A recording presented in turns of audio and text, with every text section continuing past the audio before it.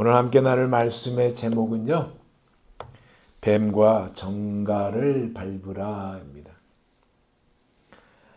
여러분, 만약에 여러분이 사는 곳, 여러분이 일하는 일터, 여러분이 거처하는 그곳에 뱀이 등장하고 정갈이 등장하고 그것도 수시로 등장한다면 어떻게 하겠습니까?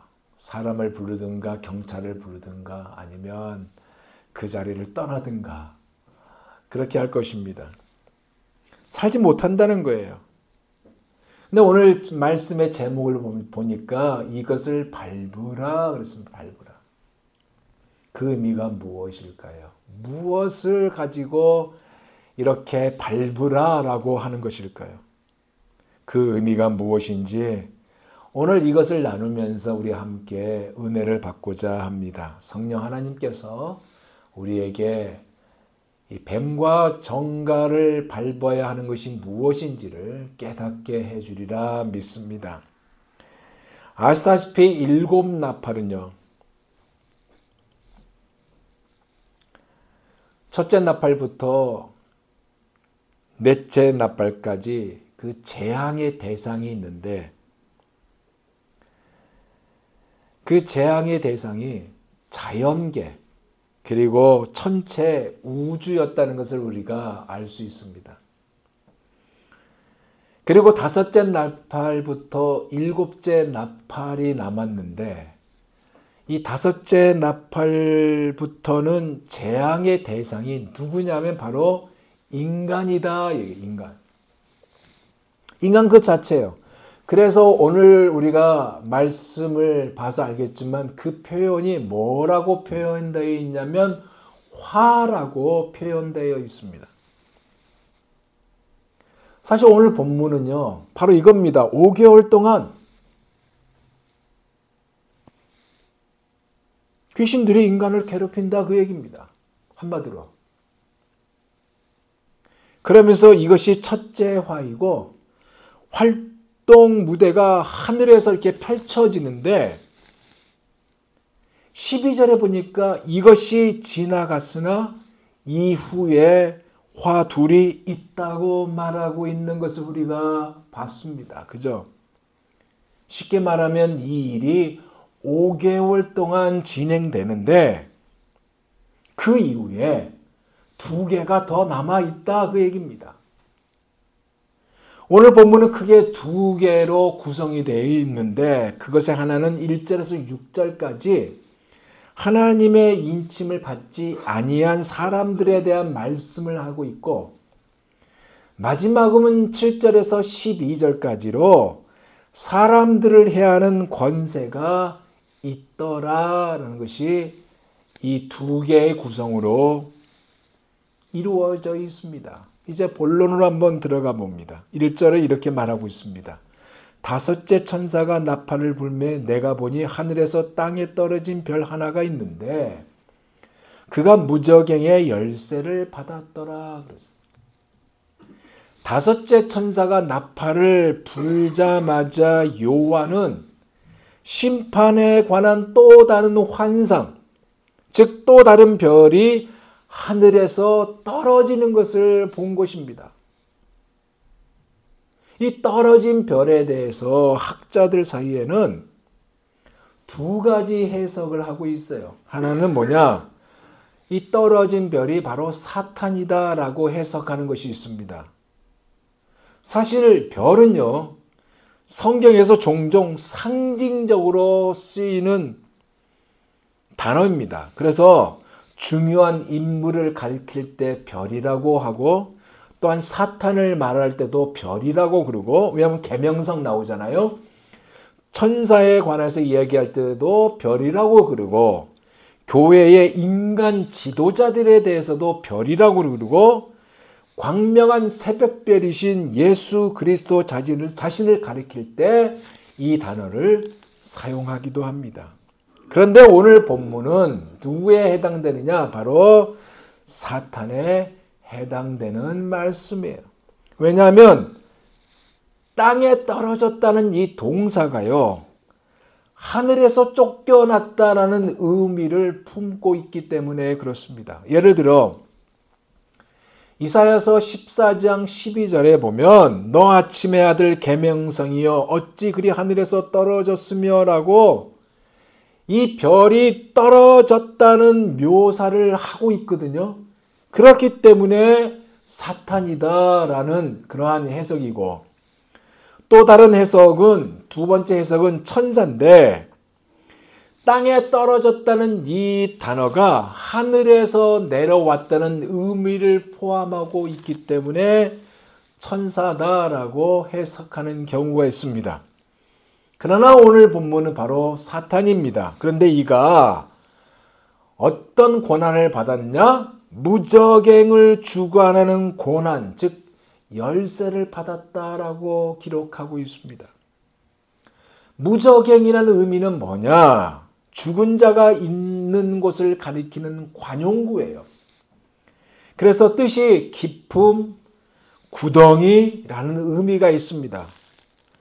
물리적으로요, 깊은 땅속을 가리키는 단어이기도 하지만 특정한 자들, 귀신들을 심판 때까지 가두어 두는 곳으로 생각이 되는 곳이 바로 무적행이에요. 그리고 2절을 보니까 그가 무적행을 열었어요. 그 구멍에서 큰 화덕의 연기 같은 연기가, 화산 폭발했던 같은 연기가 올라오매 해와 공기가 그 구멍의 연기로 말미암아 어두워졌다라고 말씀하고 있습니다. 무슨 얘기냐? 이 떨어진 별, 즉 이 떨어진 천사가 무적행을 여니까 그 구멍에서 큰 화덕의 연기 같은 연기가 올라와서 해와 하늘이 어두워졌다라고 말씀하고 있는 것입니다. 여기 연기는요, 하나님의 진노와 그로 임할 파멸에 대한 징조로 사용되는 단어예요. 그러니까 요한이 그 구멍에서 나온 연기가 너무 짙어서 해와 공기가 어두워졌다라는 것을 본 것입니다. 근데 그 연기가 화산 폭발로 인한 연기냐? 사실 그것은 아니에요. 그 연기보다는 그 연기 후에 나오는 어마어마한 메뚜기 떼에 대한 얘기입니다. 그래서 해와 달이 캄캄하며 별들이 빛을 거두는 재앙을 얘기하는데 3절을 보세요. 또 황충이 메뚜기거든요. 또 황충이 연기 가운데로부터 땅 위에 나오매 그들이 땅에 있는 정갈의 권세와 같은 권세를 받았더라. 그러니까 어두워진 연기 속에서 이 황충들이 땅 위로 쏟아져 올라왔다, 그 얘기입니다.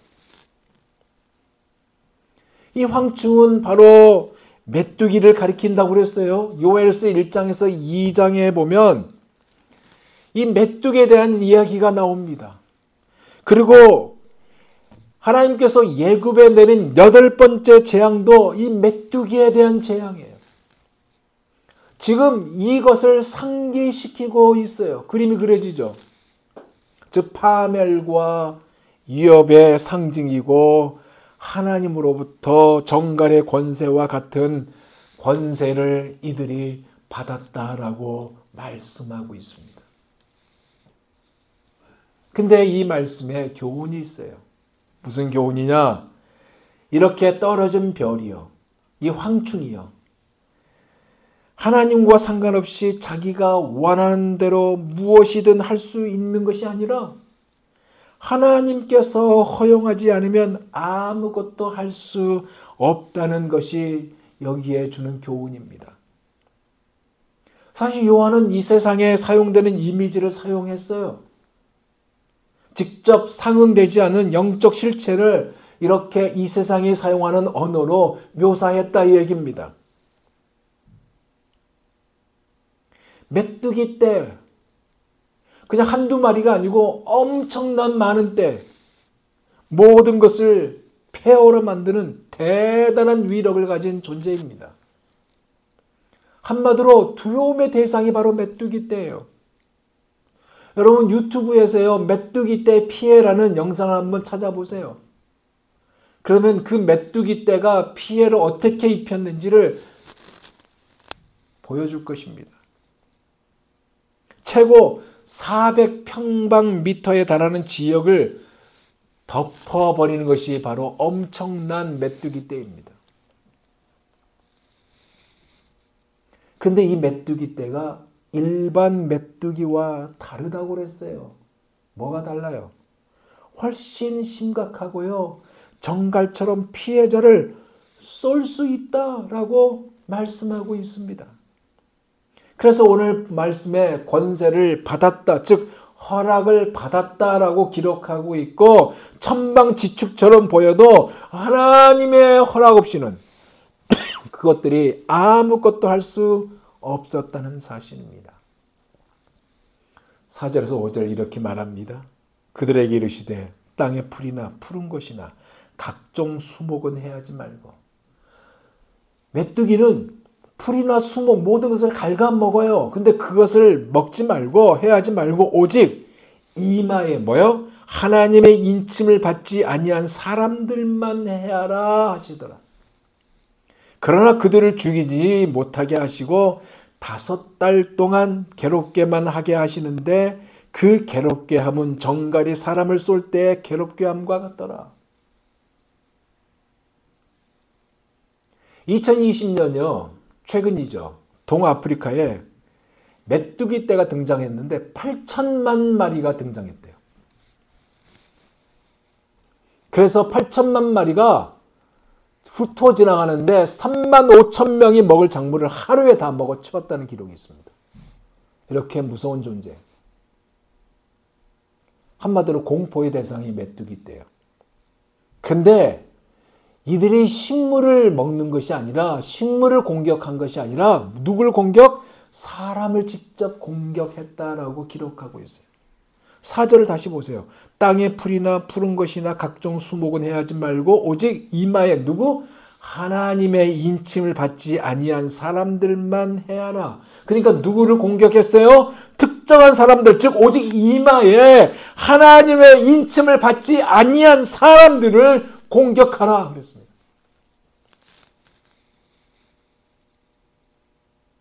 여기 중요한 교훈이 있어요. 뭐냐? 이 인침이란 것은 예수 그리스도 우리 주님의 그 보배로운 피로 구속함을 받은 하나님의 백성에게 주어진 것이 바로 인침 아닙니까? 안 그래요? 그래서 하나님의 백성에 대한 하나님의 주권적인 권세와 하나님의 것이다, 즉 소유권의 표시가 바로 인침이잖아요. 예수 그리스도를 나의 구주로 믿은 그리스도인의 믿음이 하나님 보호 아래에 있다는 것을 말씀하고 있는 겁니다. 왜? 인침을 받은 자는 이러한 고통을 받지 않기 때문에 그래요.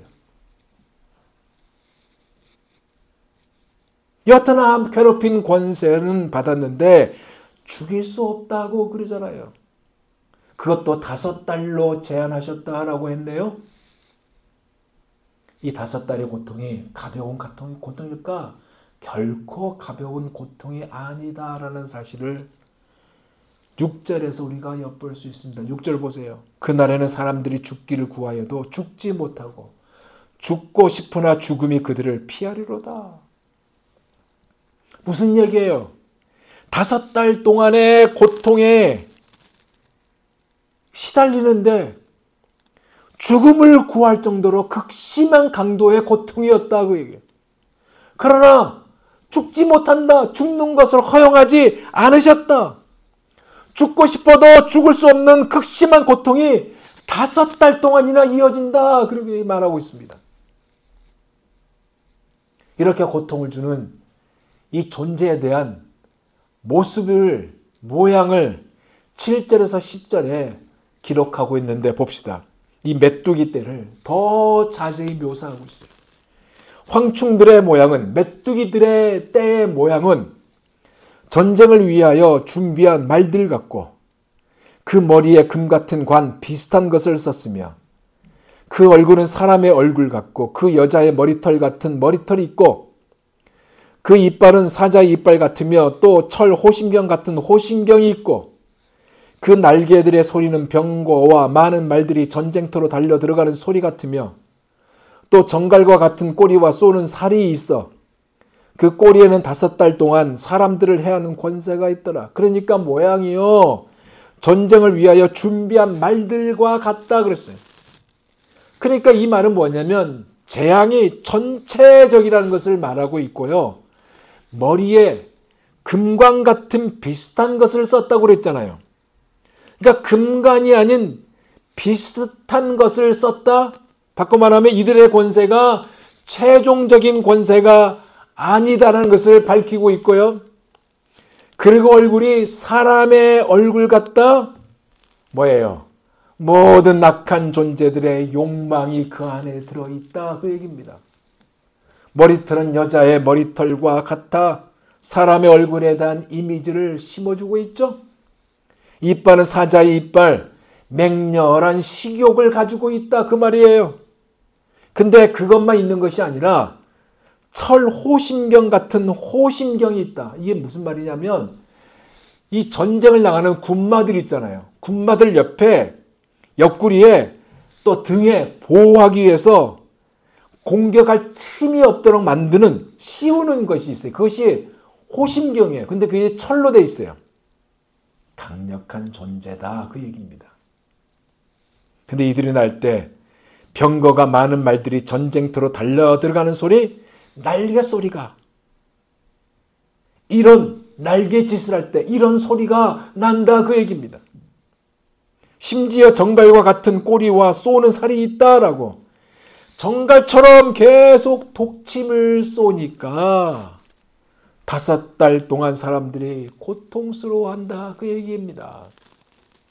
그리고 11절에 보니까 이 황충이 천방지축으로 움직이는 것이 아니라 이들의 배후 세력이 누구인지를 밝히고 있습니다. 보세요. 그들에게 왕이 있으니 무저갱의 사자라. 히브리어는 그 이름이 아바돈이요 헬라어로는 그 이름이 아블루온이었다.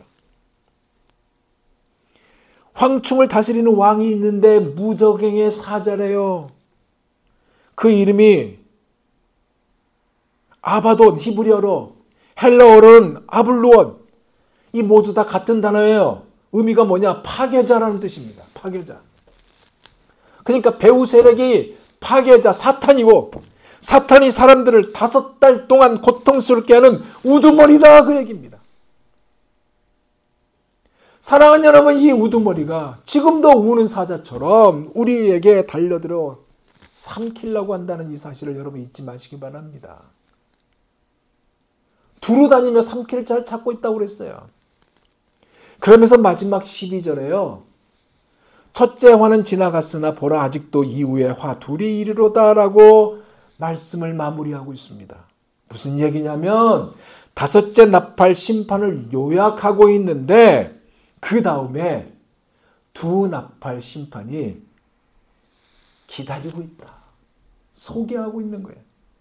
첫째 화는 지나갔지만 아직 2이 남아있는데 이 앞의 화보다 더 심한 일들이 기다리고 있다. 그 말씀이에요. 즉 많은 사람들은 파멸로 이끄는 어둠의 그 배후 세력 안에서 욕망과 탐욕으로 점철된 삶을 살아가고 있다는 것이고 그들의 삶의 자리는 마치 메뚜기 떼가 쓸고 지나간 것처럼 실패와 허무로 뒤덮여 있다는 사실을 담고 있는 말씀입니다. 사실 알고 보면. 그래서 요한이 본 환상은 이 환상이었는데 우리가 할 수 있는 것은 여기까지예요. 여기까지. 하지만 하나님은 대환란 기간 중반에 무저갱에서 악한 영적 존재를 풀어내요. 땅에 사는 자들에게 화를 미치게 하실 것이고 이들은 사납고 무섭고 매혹적이고 막강하며 사람을 매우 고통스럽게 할 것이라고 말씀하고 있는 것이 오늘 본문인 것입니다. 즉 마지막 때에 하나님의 인침을 받지 아니한 사람들이 당할 극심한 고통을요 아주 생생하게 보여주고 있다는 거예요. 그래서 아직 하나님을 알지 못한 이 세대에 많은 사람을 위해 우리가 눈물을 흘릴 줄 아는 사람이 되어야 함을 요구하고 있고, 기회가 있으면 예수님을 우리의 삶으로 전하고 말씀으로 전하고 죽어가는 영혼을 살리는 말씀의 사람으로 살아가는 우리가 되어야 함을 오늘 본문이 담고 있는 깊은 하나님의 뜻이라 그 얘기입니다. 이제 말씀을 마무리할게요. 저는 말씀을 준비하면서 하나님이 나에게, 우리에게 던지는 질문이 있다고 느꼈습니다. 그 질문이 첫째는 뭐냐? 나의, 우리의, 여러분의 삶에 공기를 어둡게 만드는 짙은 연기가 있다면 그것이 과연 무엇이냐 이거예요. 신앙생활을 제대로 하지 못할 정도로 어렵게 만든 짙은 연기가 있다면 그것이 과연 뭐냐 이거예요. 우리는 알아요. 그러나 차마 말은 하지 못하지만 우리 스스로는 알고 있기에 주님은 우리를 바라보면서 우리가 그것을 버리기를 원하고 있다는 사실입니다. 왜냐하면 우리는 하나님의 거룩한 백성이고 왕같은 제사장이고 하나님의 나라를 소유한 자이기 때문에 그렇습니다. 그리고 두 번째는 사람들을 파멸로 이끄는 어둠의 배후 세력이 누군지를 밝히고 있잖아요. 이 배후 세력에 맞서서 정신을 차리고 근신하며 기도하라는 질문을 우리에게 던지고 있다는 것입니다. 그리고 세 번째는 하나님을 알지 못하는 사람들을 위해 과연 너는 눈물을 흘리고 있느냐? 그 질문을 던지고 있다는 것입니다. 이것에 대해서 여러분은 어떤 반응을 보이겠습니까? 황충은요, 분명 아바돈의 황충, 아블루온의 황충이지만 모든 것을 철저하게 자기 뜻대로 통제하고 다스리는 존재가 따로 있다는 사실을 오늘 본문이 밝히고 있잖아요.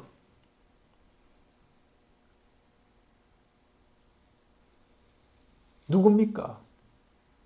그 배후 세력까지 통제하신 분이 누굽니까? 바로 어린 양 예수 그리스도입니다. 황충에게 정갈의 권세를 주신 분도 어린 양 예수 그리스도고요. 그들에게 명령하신 분도 어린 양 예수 그리스도 우리 주님이고, 사람을 죽이지 못하게 하시고 5달 동안 괴롭게만 하신 분도 어린 양 예수 그리스도 우리 주님이고, 사람들이 죽기를 구하여도 죽지 못하게 하시고 죽음이 그들을 피하게 만드신 분도 어린 양 예수 그리스도 우리 주님이란 사실입니다. 그러니까 대환란 때 아바돈의 황충들이 아무리 무섭고 사납고 막강해 보여도 철저하게 주님의 권세 아래 주님의 뜻을 실현하기 위해 움직이는 도구에 불과하다 그 말씀입니다. 그러기에 오늘 본문이 우리에게 주는 분명 목적 3가지가 있는데, 첫째로 그것이 뭐냐? 비록 눈에 보이지 않아도 이들이 실존하는 공격적인 존재라는 이 사실을 기억하라 그 얘기입니다. 무수히 많은 악한 영들이 지금도 자유로이 활보히 하고 있고 늘 먹잇감을 찾아내 파괴하려고 혈안이 되어 있다는 이 사실을 기억하라 그 얘기입니다. 그리고 두 번째로는 돌아오랍니다. 돌아오라. 즉 회개의 기회를 베푸시고 있다는 얘기입니다. 자신을 비롯한 온갖 우상을 버리고 회개하여 돌이켜 예수님만을 주로 시인하고 경배할 기회를 주고 있다. 이게 5달 동안만 고통을 주잖아요. 그래서 돌아오라 얘기입니다. 하나님을 부정하고 자기 의를 내세우며 사는 삶에서 하나님을 인정하고 그리스도인을 자랑하는 삶을 살게 하는 영생을 믿음으로 얻을 이 기회를 주고 있다는 얘기입니다. 여러분, 주께로 돌아오지 않으면, 주님이 주신 회개의 기회를 놓치면 아무것도 아니에요. 다 헛것으로 돌아갑니다. 마지막 3번째는 뭐냐? 이 교활한 공격적 존재들이 예수 그리스도의 이름 앞에서 다 주랭랑을 친다는 이 사실을 결코 잊지 말라, 그 얘기입니다. 무슨 얘기냐? 예수 그리스도께서 한마디만 꾸짖으면 사탄의 전 군대는 납작호가 된다는 얘기입니다. 그래서 여기 중요한 핵심이 있어요. 뭐냐? 왕이신 예수 그리스도를 주님, 주인으로 모시고 사는 성도를 이들이 결코 건드리지 못한다, 그 얘기입니다. 그러게 우리가 마땅히 해야 할 일이 있어요. 그것이 뭐겠냐면 하나님의 말씀에 귀를 기울여야 한다는 것이고, 하나님의 말씀을 지켜 살라는 마지막 때의 성도가 되어야 할 것이며, 여러분의 영적 전투를요, 어린 양 예수 그리스도께서 처리하시도록 맡겨드려야 한다는 것입니다. 우리가 주님께 구하면 주님은 분명히 우리에게 이김을 허락하실 것입니다. 그래서 주님께 복종하고 여러분의 모든 염려를 기도로 주님께 내려놓는 우리가 되어야 하는 것입니다. 또한 나 한 사람이 구원받고 인침을 받았기 때문에 황충재앙과 상관없다는 이 행복을 쉽게 노래해서는 안 돼요. 이것이 주님이 원한 것이 아닙니다.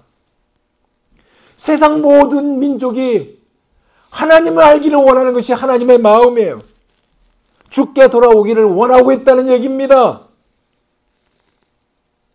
이것을 위해 주님이 우리를 불렀어요. 여러분을 불렀어요. 그래서 하나님의 뜻과 계획을 전하는 사명자로서의 삶을 우리가 살아야 하는 것입니다. 이것이 바로 뭐냐? 뱀과 정과를 밟아버리는 것입니다. 이번 한 주간도 여러분의 가까이 계신 분들에게 예수님을 전하는 우리 모두가 다 되시기를 예수 그리스도의 이름으로 부탁드리며 축원드립니다. 아멘. 기도하겠습니다.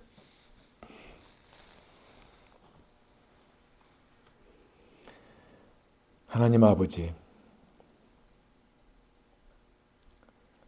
왕이신 어린 양 예수 그리스도를 나의 주인으로 모시고 사는 사람에게는 절대로 건드림을 받지 못함을 오늘 말씀을 통해서 다시 한번 확인케 하여 주심을 감사합니다.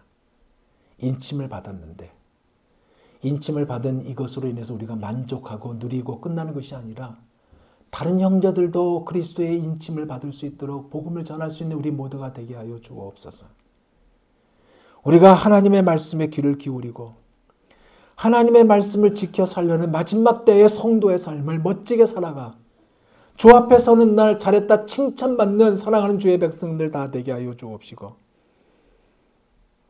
우리의 염려를 주께 맡겨 주께서 행하시는 영적 그 전투에서도 주님이 역사하시고 승리함을 볼 수 있는 능력 있는 삶을 살아가는 사랑하는 주의 백성들 다 되게 하여 주옵소서. 감사하며 예수님 이름으로 기도하옵나이다. 아멘.